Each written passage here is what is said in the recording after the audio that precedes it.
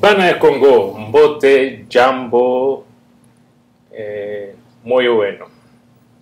Bamama batata, biso bana Edmonton. Diaspora congolaise. Namakambwezo, le Cana Congo, tout ce qui se passe en République démocratique du Congo, nous sommes touchés. La dernière situation qui s'est passée, la situation qui prévaut dans l'est de la République démocratique du Congo, eh bien, Alta TV, télévision communautaire, invite les Congolais à donner leurs avis, des réactions et des solutions. Nous disons un grand merci à Alta TV qui a pris le courage en ce moment où les Congolais sont abattus. Alors, nous avons pour invité à la personne de M. Sami Moukadi et à la personne de M. Chité Faustin. Moi-même, M. Chimilenda, je suis là, je suis aussi congolais. Je ferai une parenthèse, pas une expertise. J'ai été vétéran pendant 17 ans dans les forces armées zaïroises. On a vécu des moments difficiles, mais je passerai simplement dans de petits détails de ce qui s'est passé. On ouvre cette table ronde avec les deux invités et nous disons merci à Alta TV. Bonjour, M. Sami Moukadi. Bonjour, M. Faustin Chité. Dans cette situation grave que notre pays n'a jamais connue depuis notre indépendance, aujourd'hui le Congo est en crise.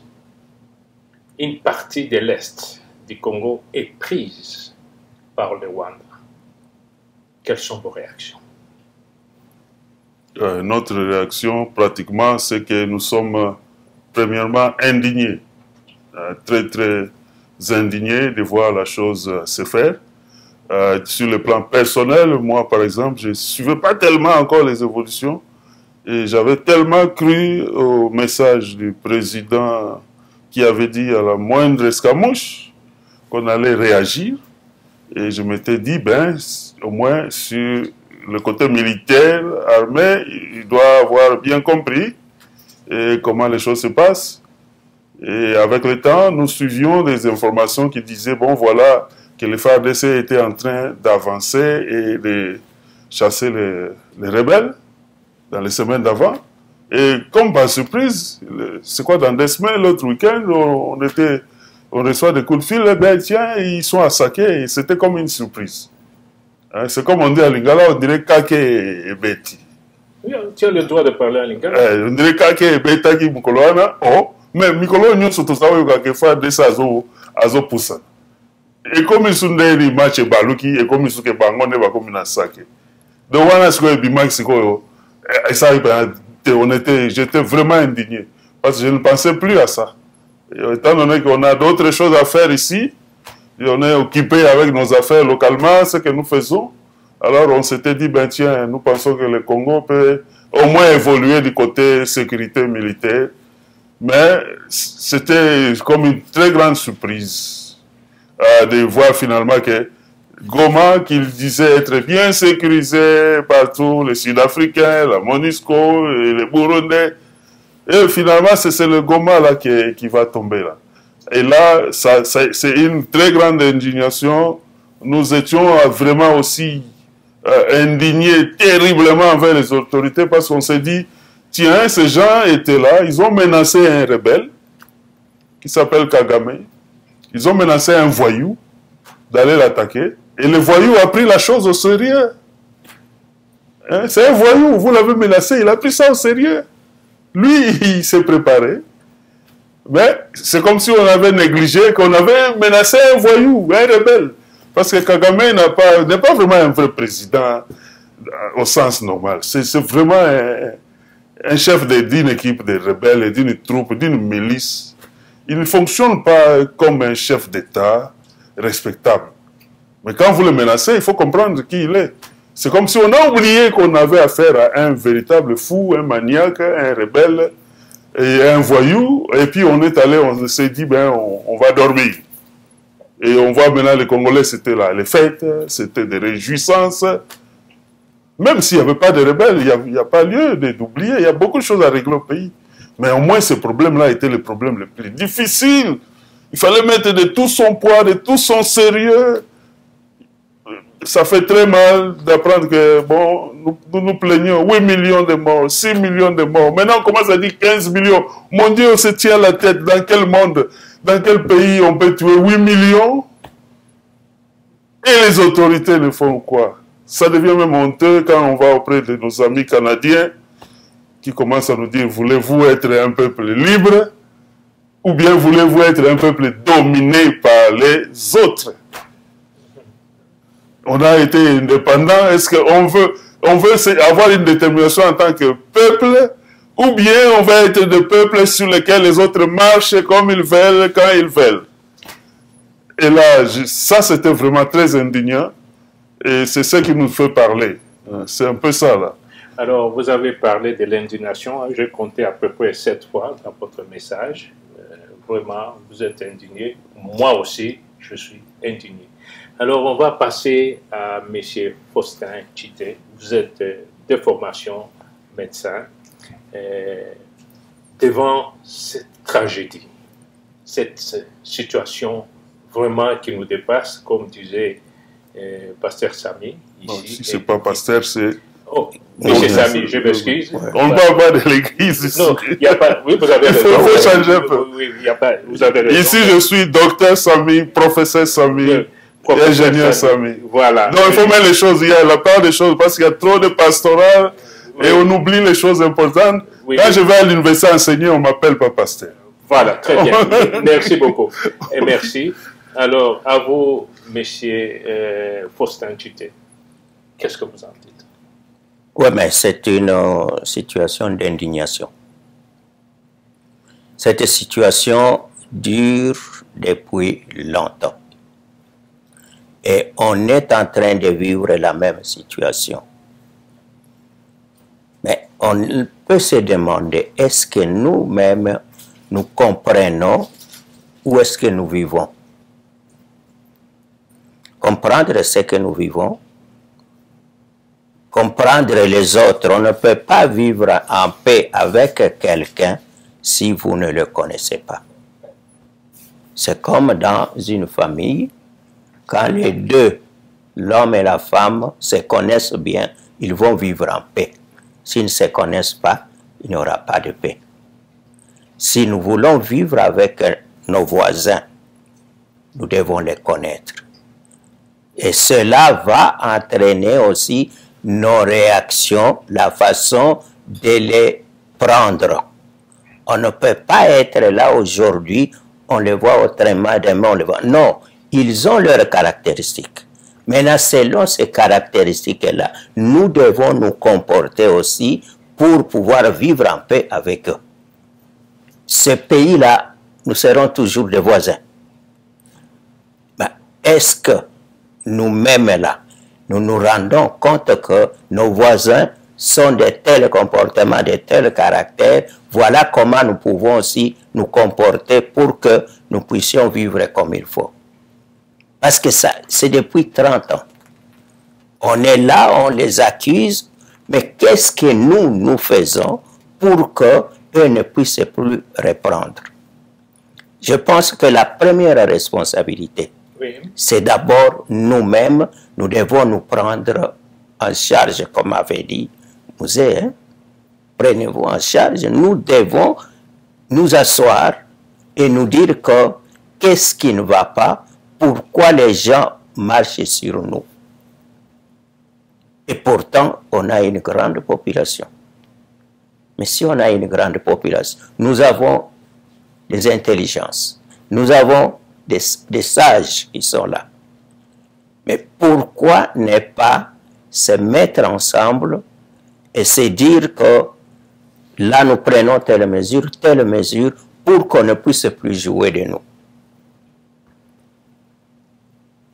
Avoir une bonne armée, on ne peut pas toujours espérer. Israël, quand Dieu les a envoyés dans la terre promise, ils se battaient contre d'autres populations. Hein? Oui. Mais ça signifie que pour Dieu, là, quand tu es dans tes droits, tu dois ils allaient à la terre promise et ils se battaient. Mais nous devons savoir nous défendre. On ne peut pas tout espérer que les autres nous apportent quelque chose.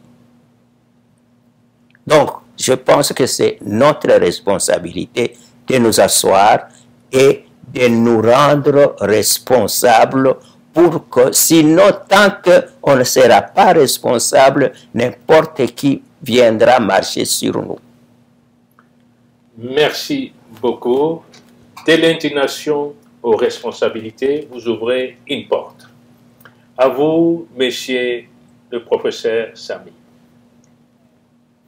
Oui, vous êtes indigné, j'en souffre, il est indigné.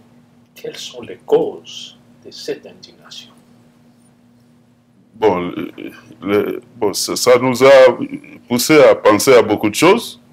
Évidemment, à dire certaines choses qu'on n'aurait jamais souhaité dire. Parce qu'on dit souvent les linges, ça, c'est là en famille, mais on ne peut pas cacher. Si quelqu'un est malade, vous pouvez cacher. Mais quand il va être étalé par terre, tu ne sauras plus cacher. Oui. C'est ça le problème du Congo. On peut cacher, mais quand les choses vont barder comme ça et là, on ne peut plus rien cacher. Il faut dire les choses telles qu'elles sont. C'est le devoir, comme quelqu'un disait, le devoir des intellectuels, c'est de dire la vérité et d'exposer les mensonges, parce que la vérité rend libre. Elle affranchit, elle permet d'aller de l'avant. Donc, ce que nous avons vu, le constat, quand personnellement j'ai vu ça, j'ai dit sûrement que cette clique qui est dans le gouvernement ne travaille pas. Une clique qui est dans le gouvernement ne travaille pas comme il se doit. Ok. Donc, vous donnez la responsabilité. Ils ont une très grande responsabilité. Oui, vous avez raison. Parce qu'avant, on nous disait qu'il y avait embargo. Oui. Pour que le Congo n'achète pas d'armement. Ça fait 3 ans que l'embargo total a déjà été levé. Oui, merci. Même si je n'ai pas une formation militaire,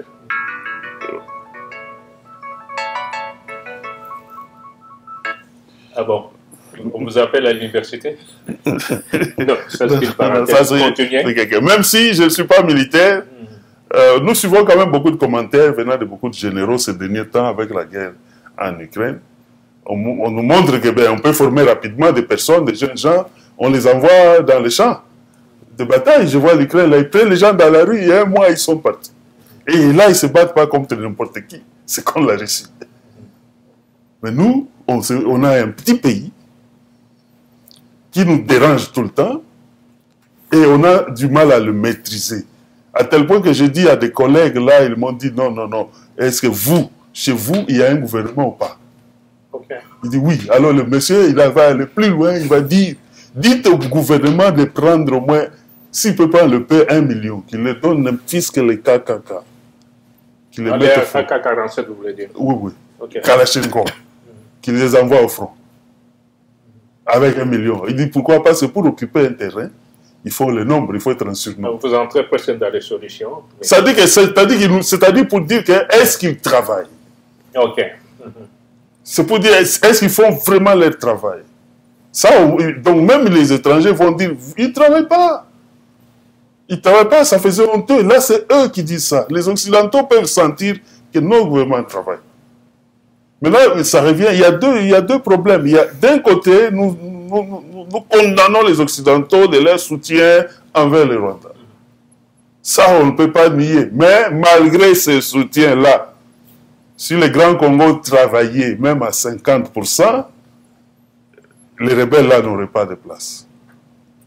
Ça dit que nous, on travaille chez nous, on travaille même à 10%. Ils savent qu'on ne travaille pas, on fait des fêtes. Les plus grandes activités de ceux qui sont au pouvoir, c'est des fêtes. Quand on veut voir une grande fête, on dit que c'est un membre du gouvernement. Ça doit aussi changer en temps de guerre. En temps de guerre, il n'y a pas simplement réclamer que les gens viennent nous aider. Ça doit aussi changer. Oui. On a amené des Sud-Africains, voilà la preuve qu'ils ne sont pas battus à corps et âme pour nous. Non. Il n'y a que le Congolais qui peut se battre corps et âme pour son pays. Et ils peuvent nous appuyer, ils peuvent envoyer quelques appuis, quelques conseils, quelques logistiques. Mais celui qui doit verser le sang pour défendre sa patrie, ça ne peut qu'être le Congolais. Ok. Merci beaucoup. Excellente vraiment intervention. On retourne à vous, M. Faustin. Vous avez parlé des responsabilités et M. Sami nous parle vraiment que le gouvernement ne travaille pas en soi. Je vais revenir. J'ai une question pour vous. Vous avez dit les linges sales se lavent dans la famille. Nous sommes une famille congolaise. C'est notre affaire. On va revenir après. Qu'est-ce que vous voulez ajouter à part la responsabilité? Vous parlez de la responsabilité générale, collective du Congolais. Oui, mais il y a d'abord la responsabilité de celui qui est en charge. Oui. C'est celui-là qui doit mobiliser les autres. Oui. Une fois qu'il mobilise les autres, ça va s'étendre petit à petit jusqu'au simple militaire. J'ai vu des photos des gens qui étaient à l'aéroport et qui disaient qu'on les a abandonnés. Oui. Nous avons aussi des familles qui aimeraient nous voir. Mais que ces jeunes, ce sont encore des enfants et qui disent qu'on nous a abandonnés ici. Mais voilà, ils étaient prêts à se battre. Mais ils se sentent abandonnés. Pourquoi? Parce qu'il y a à un certain niveau des gens qui n'ont pas pris leurs responsabilités. Et qui a fait qu'à la base, les autres sont découragés. Mais si à chaque niveau, à commencer d'en haut, on prend les responsabilités, ça va descendre en bas et nous saurons alors défendre le pays. C'est une des premières choses qui est importante. Donc, on ne peut pas diriger quelqu'un qu'on ne connaît pas. Et ça, un responsable qui se dit « je veux diriger », oui, mais il doit connaître sa population et il doit connaître comment il peut faire pour les mobiliser et qu'il puisse défendre le pays. De même, il n'y a pas une personne qui devra défendre ce pays. Les gens qui doivent défendre ce pays-là, ce sont des Congolais. Donc, il faut que ça s'étende à tous les niveaux. Mais quand, entre nous, au centre de Chir, nous cherchons notre ruine.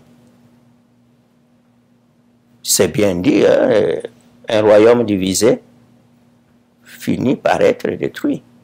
Une famille divisée va être détruite. Oui. Qu'est-ce que nous cherchons? Il faut que nous puissions être ensemble. C'est quand nous sommes ensemble que nous serons beaucoup plus forts, que l'étranger ne viendra pas. Merci. Je reviens, monsieur le professeur. Vous avez parlé de vérité et ensuite vous avez dit quelque chose qui est très important. Il ne faut pas attendre que les autres viennent vous aider. Je crois que c'est ça que vous avez. Alors, quelles sont deux vérités que vous avez constatées, qui peuvent nous aider à avancer? Bon, juste comme on est indigné, moi je voulais savoir qu'est-ce qui n'a pas marché, pourquoi on y est arrivé là. J'ai parlé avec d'autres personnes qui ont des familles à Goma ici. Il y en a ici beaucoup, hein, à Edmonton. Beaucoup. Et il y en a d'autres qui pleuraient. J'ai vu une maman qui pleurait, que son père était allé au champ, il n'est plus revenu. Il ne peut revenir. Et il peut pas aller. Il pleurait ici. On a fait des WhatsApp, j'étais dans les liens. Il y a des gens vraiment touchés, des Congolais, nous allons dire nos frères et nos sœurs, des personnes comme nous, touchés, des familles ont disparu, des familles déplacées, il y en a qui sont même blessés, papa, tout ça. Et ça ne nous dit rien. Je ne comprends pas, ça ne dit rien à ceux qui dirigent parce que c'est leur responsabilité. Alors, et l'un d'eux va dire que 2 semaines avant, plus de 2 semaines avant que ça arrive, un jeune homme dit, il a son frère là, dans l'armée là, ils sont arrivés là, il dit qu'ils sont descendus, on les a abandonnés, il n'avait qu'un c'est pas une bouteille à boire, il ne savait plus où aller s'alimenter pour manger. 2 semaines avant. Et que les commandants avaient quitté. 2 semaines avant. C'est-à-dire qu'ils étaient là, il n'y avait pas un plan A, un plan B. Ok. Un plan C, un plan D. C'est-à-dire au cas où il y a défection, au cas où il y a mauvaise gestion, qu'est-ce qu'on fait? Ok. Ça, c'est quelque chose qu'on fait dans tout endroit professionnel. Oui. Parmi tous les professionnels, il y a toujours un plan A, un plan B, un plan C pour pallier au problème. Une affaire comme une armée, les commandants ont fui. Mais on n'a pas un plan B, il n'y avait pas de commandos à envoyer pour remplacer. Il n'y avait pas un groupe d'élite qui pouvait aller prendre place et puis continuer. C'est-à-dire que, désolé, j'ai appelé certains amis là-bas au Congo, j'ai dit, mon cher ami, le gouvernement là ne travaille pas.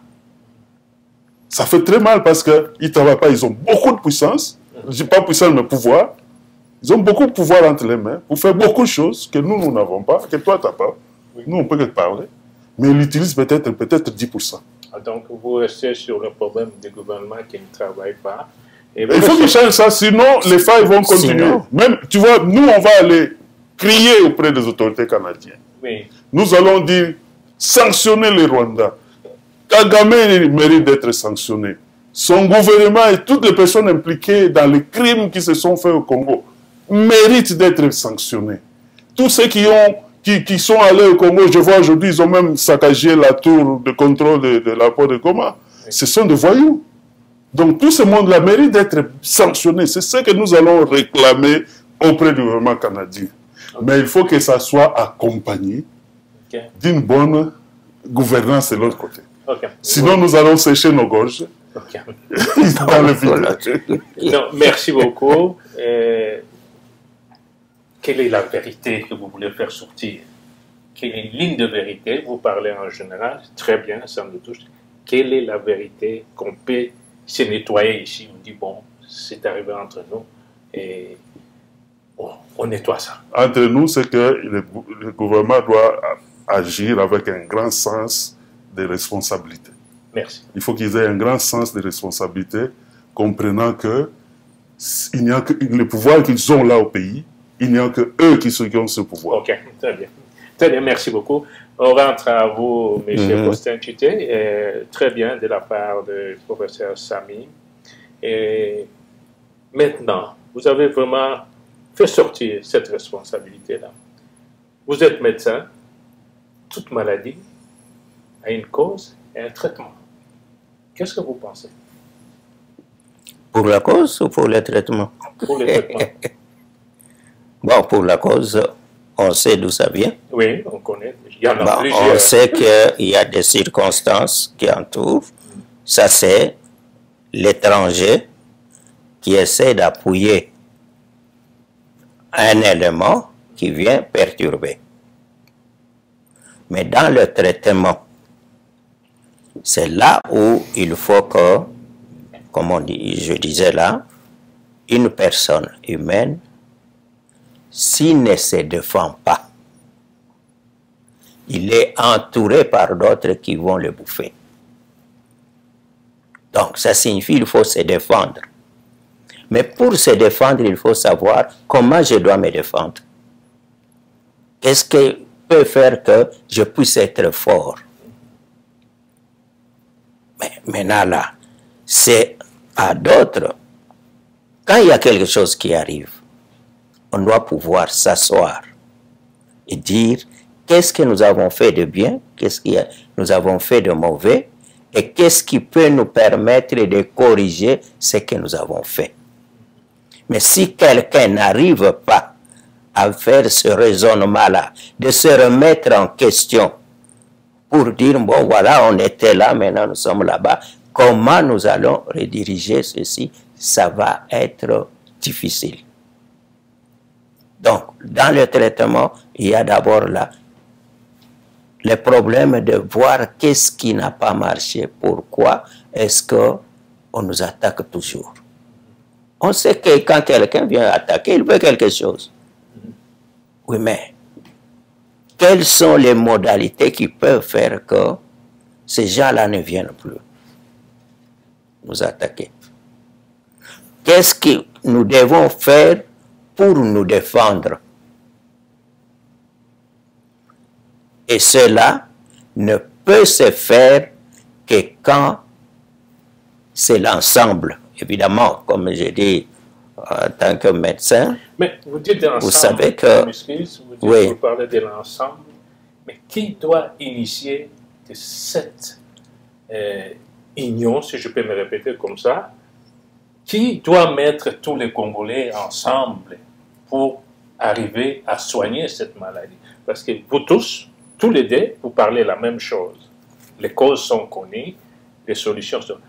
Qui doit initier à ce traitement-là? Ça commence par Ça commence par celui qui est le grand... Ça commence par le président lui-même. Le président actuel. Oui, mais oui. Oui, donc, ok. C'est lui qui est le responsable. Qui est le responsable. Et comme il est le responsable, c'est lui maintenant qui doit aller vers les autres. Pour dire, ok, vous m'avez donné telle responsabilité, voilà, je vous appelle. Ce n'est pas quelque chose de nouveau. Oui. Ça a toujours existé. Nous sommes ici, là où nous sommes, dès qu'il y a un problème, le Premier ministre va voir ceux qui sont dans l'opposition. Il va les appeler pour dire, nous allons faire ce que nous pouvons faire, je viens pour voir vos idées. Quand nous rentrons dans notre système ancestral, le chef coutumier avait des conseillers. En cas de problème, c'est tous ces sages-là qui viennent autour de lui pour essayer de résoudre ce problème, pour mettre la paix. Tant que la paix n'est pas pour tout le monde, rien ne pourra marcher. Donc nous devons mettre l'orgueil à part. Quand on dit c'est moi, c'est pour cela que j'ai dit, ce n'est pas une personne qui doit défendre le Congo, mais c'est l'ensemble de la population. Alors, pour cela, ça signifie que l'orgueil, on le met à part. L'orgueil, c'est le début de la fin. Et celui qui ne comprend pas ça, il va être surpris quand il est dehors. Le monde n'a pas commencé aujourd'hui. Nous devons regarder l'histoire. Qu'est-ce qui s'est passé là-bas? Qu'est-ce qui s'est passé là-bas? Tout ce que nous faisons là, c'est de la répétition. Donc, qu'on s'inspire de ce qui s'est passé dans le temps et des solutions qu'il y a eu. Et alors, à ce moment-là, la solution, ce n'est pas que ce n'est pas impossible. Mais il nous faut de l'intelligence, de la sagesse. Merci. On va faire une petite pause. Je vais intervenir sur le plan militaire. Il a parlé de militaire, il a donné quelques points. Alors, Bande Koya Bolingo, Batata, Bamama, Bongo Boyoki, invité Nabiso, Balobi Makambo, Peshi cause, Balobi Makambo responsabilité, Balobi que le gouvernement est à Malamute, et puis Zako Senga, le chef de l'État, a bien Sabatunyo, Sopavanda, tous en a conscience, Bombo Canabiso, Tomikitisa, tous en a humilité, Bosomi Nabiso et Zonga. Bon, on a le baki, tous en repère ça, merci. On remercie vraiment vivement Alta TV de donner son studio, son temps pour la cause Yakongo. Il faut reconnaître un groupe. Alors, au début, je vous disais que j'ai une expertise militaire. Je suis vétéran, 17 ans, et depuis que je suis à l'extérieur, j'ai pris des contacts avec les autorités militaires de notre pays, mais ils m'ont répondu d'une autre façon. Ce n'est pas un problème. Moi-même, j'en regrette, j'en souffre sérieusement, parce que dès que je suis arrivé dans ce grand pays, ce beau pays, on m'a offert l'opportunité d'aller dans l'armée canadienne. Je dis négliger ça, comme disait Dr. Chite, par orgueil. Nous avons tous l'orgueil. Je dis non, moi, je fais telle académie. Je ne vais pas venir me porter caporal le matin ici, saluer les gens, et j'en regrette infiniment. Eh bien, tout en étant vétéran, Mampinga, il y a forces armées, il y a Congo. De l'AFP, force publique, on a été à Tabora, à Maenge, jusqu'en Birmanie, toujours pour défendre l'honneur du Congo. De l'ANC, créé le 17 novembre 1960, par le général Mobutu dans le gouvernement de Kasavubu, on a subi des guerres. J'en cite la guerre de Bukavu, que l'ANC a gagné à chasser Jean Scram, qui est passé de l'autre côté au Rwanda. On a connu des conflits rebelles. Nazali Kopé Sabino Mampinga, vous n'avez pas pris la fuite, comme on l'a dit, des phases, on a été dans plusieurs pays. Je vais simplement parler de Tchad, dans lequel nous avons été. On a formé, même au Togo. Toute armée connaît des défaites. Les cas actuels, Nazali Kopé Sabino Longonia, Mampinga. Tout à l'heure, Toyoki, soldat Bazaki abandonné. Vous n'avez pas abandonné. Vous avez fait ce qu'on appelle en tactique ou bien en stratégie militaire, battre en retraite, se replier pour encore défendre Boka. Honorer Makila Nabino, malgré que l'autorité politique, Bosani Bino, mais vous n'avez jamais cessé à défendre le Congo. Et puis, je crois fermement, moral les allés bas, mais vous êtes prêts à récupérer la situation. Lokumu, honneur et Panabino, on va vous appuyer. Donc, c'est un peu ça que je voulais dire. Le grand chef militaire, Napoléon, qui a fait des conquêtes jusqu'en Asie, il dit ceci: il n'y a jamais eu de mauvaises troupes qui est de mauvais chefs. Et les chefs militaires qui sont partis en opération, ce ne sont pas des mauvais, mais les chefs politiques qui ont instrumentalisé les FARDC et commis outils Nabango pour leur bien, pour sécuriser leur vie et bâtir au détriment. Le professeur a souligné ceci. Il a bien dit, le gouvernement ne travaille pas, il fait son travail. Ce que le gouvernement a pesaki bino par moyen nyos, je ne crois pas qu'on a la situation. Nazongi simplement que Sabino, vous allez battre à l'Okumu, honneur, Naboe Bakwei, Babungi, Tokobosa Nagabinote, parce que pour prêter serment pour défendre les territoires congolais, le peuple congolais, le bien congolais et les étrangers basés dans Katia Congo.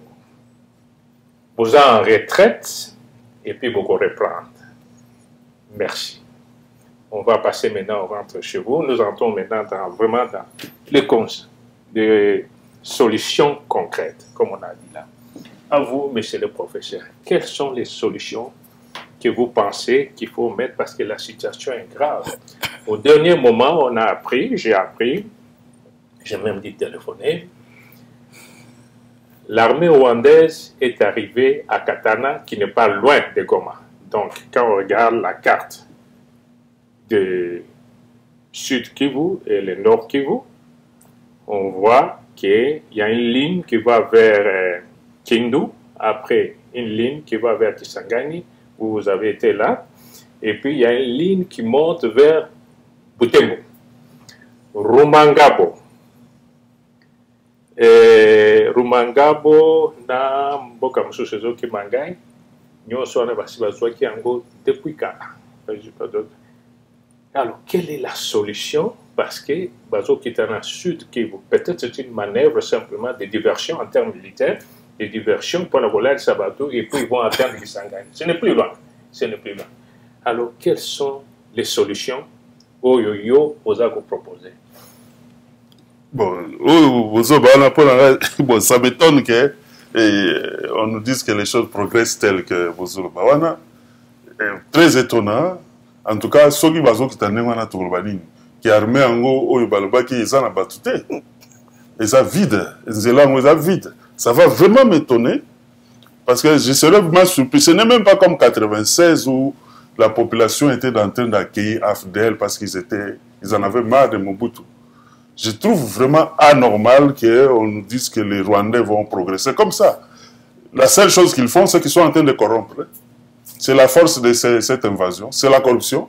Ce n'est pas une armée très spéciale, très forte. Elle corrompt les leaders. Mon Dieu, on devait avoir des plans B contre les traîtres. Donc, qui se laissent corrompre. Oui, ça devait être mis en place. Maintenant, le chef qui est lui-même, le président qui est le chef d'armée, lui-même le commandant suprême. Je me demande, est-ce qu'il n'a pas de conseiller militaire? Est-ce qu'ils ont un QG? Qu'est-ce qu'ils font là-dedans comme conseil? Qui sont dedans? Parce qu'on apprend que, bon, il y a beaucoup d'amis, il est beau attirer beaucoup d'amis, mais dans un pays grand comme le Congo, il faut des professionnels pour les gérer. Nous sommes ici au Canada, nous sommes seulement, c'est quoi, 40 millions? Mais il y a combien de professionnels en action au Canada? Beaucoup. C'est beaucoup de millions, juste pour 40 millions. Mais Congo, c'est 100 millions. Mais comment est-ce que les chefs là, à la tête, peut penser s'entourer des amis qui ne sont professionnels en rien? Beaucoup d'entre eux sont professionnels en rien. Non, mais non, attention. Ça dit que les résultats, les conséquences sont là. Vous permettez, vous dites que les chefs sont entourés des professionnels qui ne connaissent rien. Non, des personnes qui ne sont pas professionnelles. Mais c'est à qui la faute? C'est ça ce que nous disons. Oui. C'est-à-dire que c'est la naïveté totale, Oui. la médiocrité totale. Oui. Et tu prends le chef qui vient de son papa Yachichi, un homme de rigueur, un grand professionnel. Jusque-là, j'essaie de voir autour du chef, est-ce qu'il y a un Yachichi là-dedans? Le modèle d'un collaborateur. Oui. Lui, il a été collaborateur de Mobutu, ce papa-là, le vieux Yachichi. Oui. C'est grâce à lui-même qu'ils ont mis la base pour que le maréchal reste 30 ans. Maintenant, qui est autour de lui? Parce qu'il n'est pas censé être expert en tout. Non. Mobutu n'était pas expert. Non. Mais Mobutu s'est entouré des experts. Oui. C'est comme ça que le monde fonctionne. Tu n'es pas censé être expert, mais tu dois avoir des experts autour de toi. Mais Mobutu s'entourait des experts compétents. Oui. Vous les citez, vous les dites. Oui, oui. Vous dites l'entourage, soyons francs, nous sommes dans la vérité, et le président actuel s'entoure des gens qui n'ont pas l'expertise. Des jouisseurs, des danseurs, des buveurs. À qui la faute? C'est à lui. Voilà. Il doit changer. Oui. S'il y a quelque chose qui peut changer, il doit changer. Oui. Parce que quand vous mettez des gens là, Oui. quand tu mets quelqu'un pour travailler, tu dois attendre de lui des résultats. Maintenant, quand vous mettez des amis juste par plaisir, ça veut dire que vous n'attendez aucun résultat. Mais quand on met un professionnel, on dit, ben toi là, voilà les résultats. Dans 6 mois, on veut voir ça.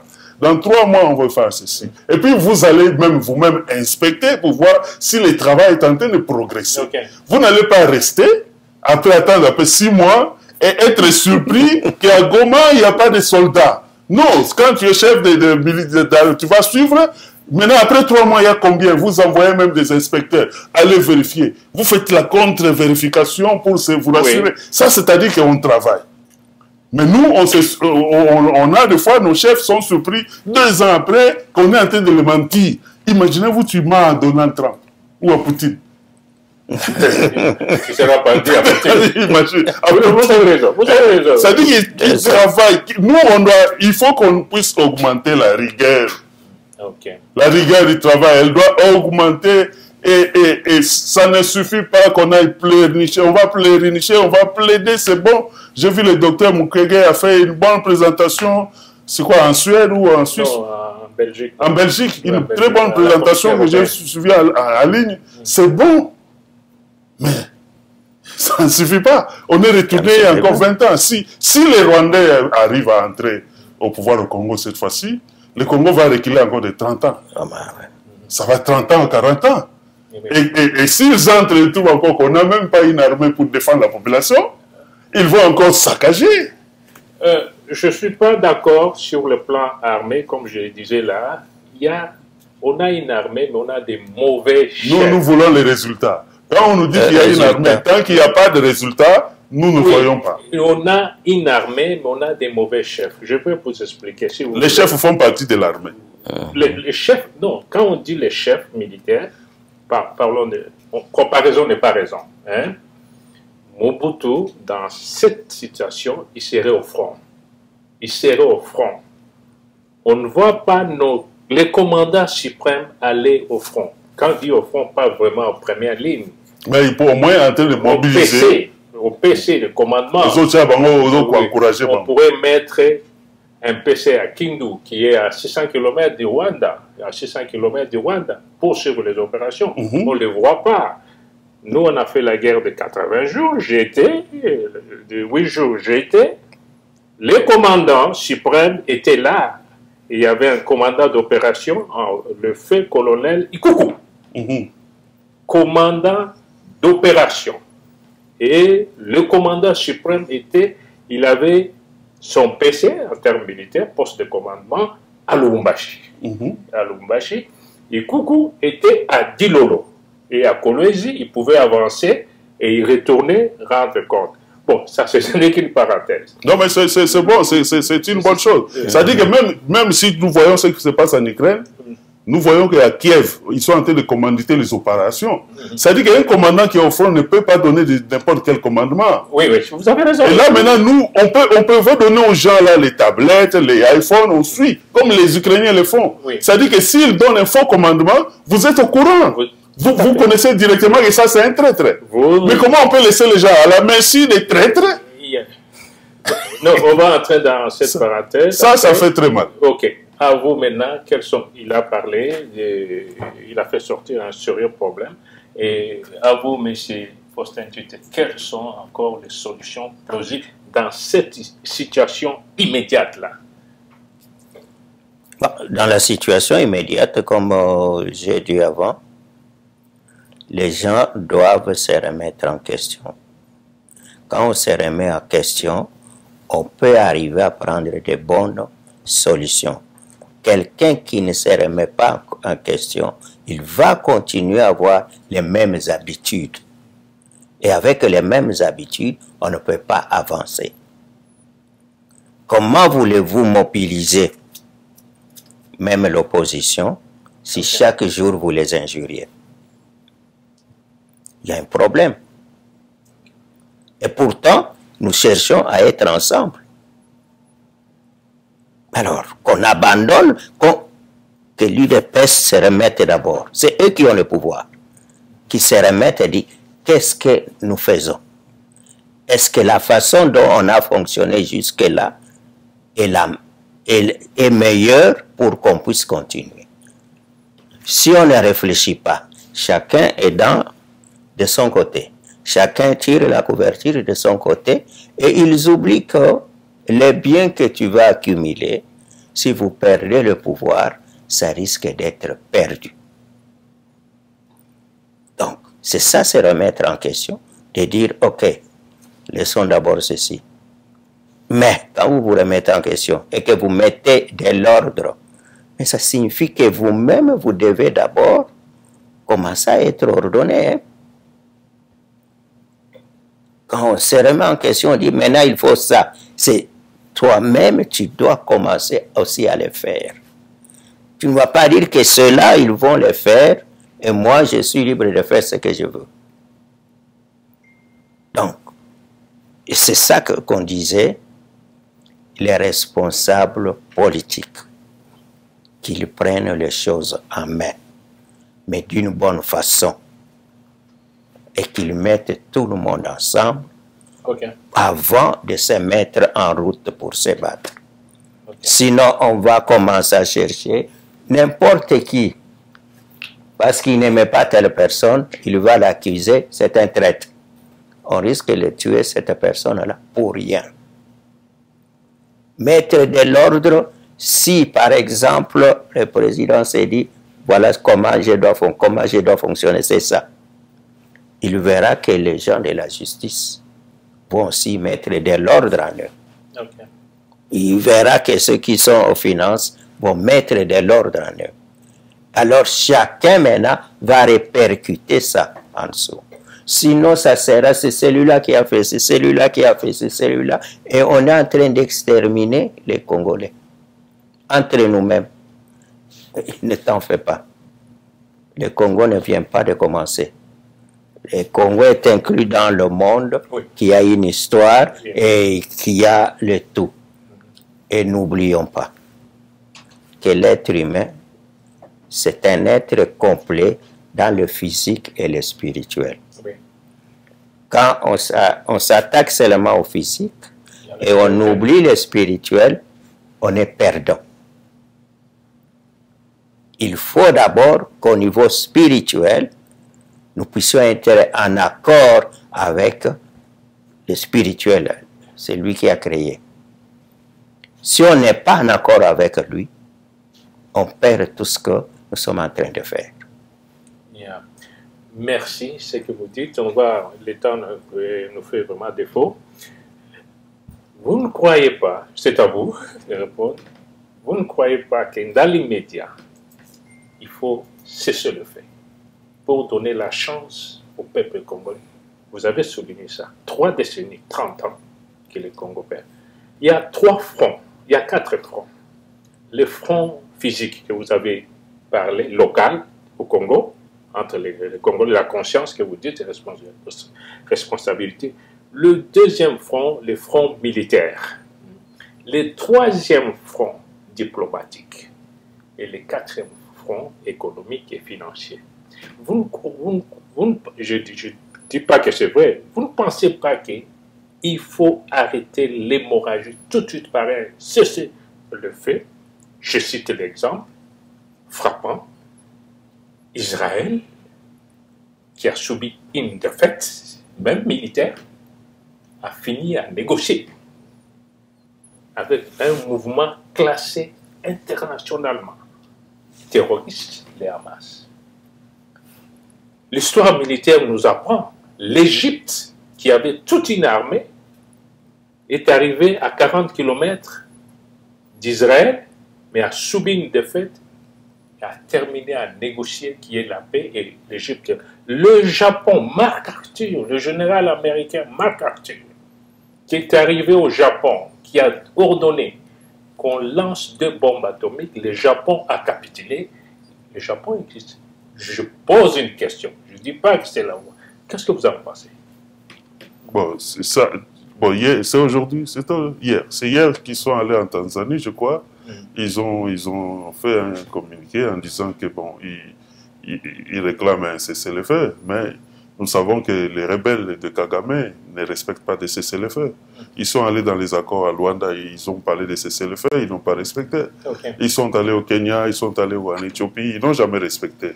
Et même les rebelles eux-mêmes ont émis une lettre qui faisait le cessez-le-feu. C'est de la poudre aux yeux, le cessez-le-feu, la poudre aux yeux des Congolais. Ça devient un message pour les naïfs Congolais, pendant que les autres sont en train de s'armer pour avancer. Donc les Congolais, je pense qu'à cette heure ici, ils ont assez d'expérience pour ne pas faire confiance au cessez-le-feu avec Kagame. À mon avis, à ce moment-ci... C'est votre avis. Oui, à mon avis, le cessez-le-feu, c'est un langage diplomatique qui se dit, mais pour les Congolais, ils doivent amasser des troupes, les envoyer là où il y a des rebelles, parce qu'ils doivent sécuriser les populations. Où précisément envoyer les troupes? Partout. Bukavu qui est menacé, Goma qui est déjà presque envahi. Mais comment vous allez entrer à Goma? Mais même à pied. Parce que, mais comment? Mais eux, ils vont à pied.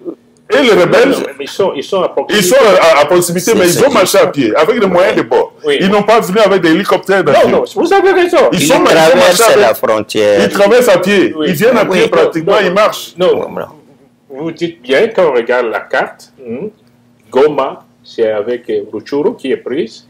Vous allez de l'autre côté, il y a Kindu, au sud un peu, au sud il y a Bukavu. Moi je fais la route, c'est 300 km, une très mauvaise route. Hein. Très mauvaise route. Mais eux, ils ont conduit dans la mauvaise route pour aller vers... Ils vont vers Bukavu dans une mauvaise route. Mais ils ne sont pas même allés vers... Ils ne sont même pas là, c'est la diversion. C'est la diversion, ok. Ils sont à Katana. C'est-à-dire que dans tous ces endroits-là, ils utilisent des mauvaises routes. Ils ferment. Ils vont dans les mauvaises routes. Ils ferment, ils font un bouchon, ils ferment. Oui, je suis d'accord. Ils marchent dans les mauvaises routes. C'est-à-dire que nous, à qui le pays appartient, nous qui devions être plus motivés pour sauvegarder notre pays. C'est-à-dire qu'on doit avoir un élan patriotique, un engouement plus profond, parce que c'est notre pays. Hein? Alors, donc on ne peut pas se plaindre pour dire que les routes sont mauvaises, ceci. C'est pourquoi on parle de prenez même 1 million quand ils vont marcher. Les 1 million, là, peut-être quelques-uns vont tomber, mais ce n'est pas les 1 million qui va tomber. Mais eux, au front, là, Ils vont tomber beaucoup. Ils ne seront pas éliminés 1 million. Vous êtes prêt à partir? Moi, je ne suis pas militaire. Je ne suis pas 1 million, moi. Le patriotisme. Non, mais là, tu as été de dévier. Je donne l'exemple. Là, vous déviez. Là, vous déviez. Je donne 1 million de gens, pas de militaires. Je donne l'exemple de Staline à la guerre mondiale. Oui. Staline n'est pas allé au front. Oui. Mais il a motivé son peuple. Il a envoyé 30 millions. Oui. Lui-même n'est pas allé. Oui. Ça dit que c'est problème d'organisation. Non, moi, je ne parle pas du président. Je parle de vous. Non, mais ça n'a aucun sens. Parler de moi n'a aucun sens. Oui. Parce que ce n'est pas personnel. Nous parlons de l'organisation pour défendre un pays. Moi, si tu es organisateur dans un pays, tu as le pouvoir d'envoyer des troupes. Comment tu fais? L'organisateur lui-même doit organiser, le pays doit organiser. Comment tu organises? Tu vas laisser le peuple à la merci des rebelles ou bien tu organises une troupe pour les sauver? C'est ça maintenant, c'est dans ce sens-là que nous parlons. C'est pas dans ce sens, c'est pas individuel comme toi et moi là au Chicago. Moi, personnellement, je suis prêt. Ou toi, tu es militaire. Non, c'est pas question de militaire, patriotique. Non, même ton âge là, tu peux pas aller. Donc, selon l'âge, en Ukraine, moins de 60 ans, on ne voit pas de gens de plus. Tout le monde ne va pas au front. Oui, mais pour diriger. Oui, certainement. C'est-à-dire que pour même travailler dans les QG, si c'est pour travailler dans les QG, donner des idées, comment ça fait, je ne veux pas hésiter. Ok. Donner des idées, comment on va faire des stratégies pour attraper telle chose. Oui, le ministre devait faire ça, donner des stratégies d'action, le minimum qu'on peut faire. Mais pour marcher à pied, monter les montagnes, ça c'est un travail de jeunes. Vous êtes d'accord? C'est un travail de jeunes. Cette hypothèse, c'est son avis, il n'y a pas de problème. Je pense qu'il faut, la vie humaine est sacrée. Il faut éviter beaucoup de pertes. Et s'il faut éviter beaucoup de pertes, je pense que le cessez-le-feu, comme ça vient déjà de l'ONU, ça vient déjà des autres, et Kagame était là, ça signifie qu'on peut d'abord mettre l'accent sur le cessez-le-feu pour épargner les vies. Oui, certainement. Donc, qu'il y ait un cessez-le-feu. Mais ceci ne dit pas que s'il y a un cessez-le-feu, le cessez-le-feu là, qu'il faut commencer à dormir sur soi. Oui. C'est au moment où il faut se remettre en question. Qu'est-ce qui n'a pas pu marcher au niveau politique, au niveau de l'extérieur, militaire. Et à ce moment-là, on renforce maintenant la formation, elle est beaucoup plus vite, tout ça. Et maintenant, plus un militaire qui a été bien formé saura bien se défendre. Mais quelqu'un qui a eu une formation de mois, il ne saura pas bien se défendre. Donc, cesser le feu, c'est mieux pour stopper à ce qu'on puisse éliminer. Avec les possibilités, tout ce qu'il y a aujourd'hui comme armement, on ne peut pas accepter que les gens puissent être envoyés comme ça à l'abattoir. Donc, cesser le feu, oui, et que ceux qui sont en politique, que ce soit à l'Assemblée nationale, c'est ce que les autres disaient, qu'ils apportent leur sagesse et leur intelligence pour voir qu'est-ce que nous devons faire politiquement, qu'est-ce que nous devons faire pour renforcer l'unité, qu'est-ce que nous devons faire au niveau de l'armée, qu'est-ce que nous devons faire au niveau international. oui. Parce que le Congo n'a pas d'armes. Vous allez acheter les armes chez les gens qui appuient Kagame, mais ils vont d'abord, soit vous mélangez des histoires qui ne vont pas marcher, parce qu'ils veulent votre échec. Maintenant, comment vous allez vous organiser pour ne pas aller acheter chez celui-là, acheter chez celui-là? Mais ça demande une organisation. Okay. Alors, si on a failli à tout cela, il faut maintenant plaider beaucoup pour qu'il y ait le cessez-le-feu et qu'ils se mettent maintenant au travail. Au travail pour qu'au niveau de la diplomatie, qui est la véritable, pour qu'au niveau de l'armée, qui est pratiquement une bonne organisation. Pourquoi on a volé l'argent? Pourquoi on a fait ceci? Maintenant, qu'est-ce que nous allons faire pour que ces gens qui sont au front puissent avoir leur ravitaillement d'une façon régulière? Ça demande de réfléchir et de prendre des décisions. Sinon, on va envoyer tous ces gens là-bas. Ils vont arriver là-bas pas de nourriture, pas d'équipement, et on va les tuer pour rien. Très bien, on arrive à... Non, mais je vais vous donner la parole. Oui, oui. Très bien, on arrive à la fin. On va terminer ça. Vous allez parler. J'aimerais vous donner la parole et puis faites une conclusion. Quel est votre message à la communauté congolaise? Quelles sont les activités que vous voulez faire? À vous aussi, vous terminez aussi par une conclusion. À vous, monsieur le professeur. Alors moi, j'apprécie bien, il y a cette partie de paix là. C'est le fait que les gens disent. Les Français disent qui veut la paix prépare la guerre. Oui. On parle beaucoup des enfants d'Israël. Si même vous lisez dans la Bible là, Quand ils sont sortis de l'Égypte, avant d'entrer à Jéricho, la Bible dit que la manne s'est arrêtée. La prochaine manne qu'ils ont mangée, c'est dans un terrain de guerre à Jéricho. Oui, à Jéricho. Ils devaient faire la guerre. Oui. Ça dit qu'on ne peut pas bâtir une nation si on n'a pas une armée prête à défendre la vie de sa population. Oui, très bien. Donc la vie, elle est sacrée. Oui. Comme elle est sacrée, Oui. il faut la défendre. Oui. Avec Ça, rigueur, tout à fait d'accord. avec professionnalisme. Oui. Chez les Congolais, Oui. quand on parle de cessez-le-feu, là, les Congolais ne font rien pour défendre. Ils ne forment pas. C'est devenu comment je peux appeler ça? C'est devenu un l'opium. Ok. C'est devenu un somnifère qu'on donne aux Congolais. Quand on parle de cessez-le-feu, c'est un somnifère pour les Congolais pour qu'ils ne fassent rien du tout. Ok. Et ça, c'est très, très, très dangereux. Parce que si on avait au moins 1 million armés, même avec les Kalachnikov, on n'aurait pas tué 8 millions. On n'aurait pas tué 15 millions. On n'allait pas pleurer autant. Ok. Même s'il y avait 10 000 bien armés, on n'allait pas dire aujourd'hui qu'on a tué 8 millions. Ils allaient défendre les 8 millions là. Que faisons-nous pour les défendre, étant donné que nous disons la vie est sacrée? La vie est sacrée, mais il faut la défendre, parce qu'elle est sacrée. Oui. Mais on ne la défend pas. On laisse des villageois tout seuls. On laisse des paysans tout seuls. On ne la défend pas. Puis on dit elle est sacrée. Vous avez parlé de ça au début. Oui, c'est là les somnifères des Bantous, Oui. même des Congolais. Donc ça là, c'est sur ça qu'on insiste. Défendons les vies qui sont sacrées. Les vies de nos mères, de nos sœurs, de nos pères, de nos grands-mères, de nos grands-pères, de nos bébés qui sont dans les hôpitaux, les vies des jeunes gens, les vies des enfants, les vies de nos aînés qui sont en train d'être éliminés gratuitement sans qu'il y ait un effort pour les défendre. Oui, comme je vous disais, je ne vous apprends rien. Ça, C'est vraiment ça qui... Le Japon a capitulé parce que la vie des Japonais était réduite. Réduite, ils ont capitulé et ils sont là. C'est une grande force. Mais nous, ce n'est pas à ce niveau-là. Chez eux, on a mis la bombe. Chez nous, on a des gens corrompus. On a des traîtres qu'il faut régler.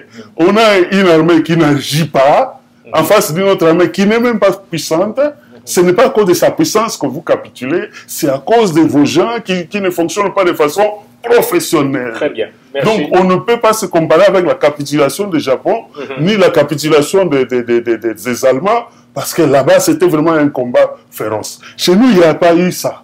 Ok. Non, merci. Merci de... Il n'y a pas eu ça. Ça dit qu'il n'y a pas ce fonction. Arrivons au moins à dire que non, nos militaires se sont battus. Notre armée s'est battue. Ils se sont vraiment battus. Ils ont versé vraiment leur sang. Ils ont versé. Alors, non, je disais, arrivons à dire ça. Ah, arrivons. Ok. Même ici au Canada, quand nous disons que les Canadiens viennent nous aider, les Européens nous aident, ils vont, pour avoir ce qu'ils ont, ils ont dû se battre. Hein. Oui. Ils ont dû payer le prix. Hein. Pour que les États-Unis soient les États-Unis, ils ont payé le prix. Oui. Le Canada a payé le prix, la France a payé le prix, la Chine a payé le prix. Oui, tout à fait. Et nous, on ne peut pas, sous le terme de cesser le fait et penser que c'est ce qui suffit, ça va nous retourner ici, ça va nous retourner à ça. Donc c'est de notre devoir de prendre conscience. Si on y va, si on ne fait pas vraiment d'efforts, on va faire encore 10 ans, on retourne même chose. Oui, On retourne encore la même chose. C'est ce qui est dangereux. On va donner aussi la parole à M. Faustin Tchité. Merci beaucoup. Et quel est votre dernier mot, le message que vous avez oublié? On va revenir pour vous, pour les activités de la communauté congolaise. Oui. Oui, vous pouvez en parler de ça. Bon, pour ce qui est des activités, pas seulement de la communauté congolaise, au Canada, donc il y a une marche qui est prévue pour les 13. Et toutes les communautés, dans tous les endroits, les gens vont marcher. Oui. Et pour ce qui est de nous à Edmonton, Oui. et compte tenu aussi du climat, on s'est dit, bon, marcher dehors à moins 18, moins 20, c'est pas très facile, mais on va quand même se rencontrer à Churchill dans l'espoir d'aller déposer les mémos dans les bureaux des députés provinciaux Oui. et fédéraux. Donc, d'aller déposer un mémo là, dans ce mémo-là, nous sommes en train de réclamer des sanctions contre Kagame et toute sa gang de généraux qui ont commis des crimes contre l'humanité au Congo. Nous apprenons qu'il y a dans les hôpitaux, c'est rempli. On n'a plus de place pour mettre des blessés et des malades qui devaient avoir même des chirurgies, d'interventions chirurgicales. On ne peut pas les faire parce que c'est débordé. Ça, ce sont des crimes qu'on ne peut pas laisser passer.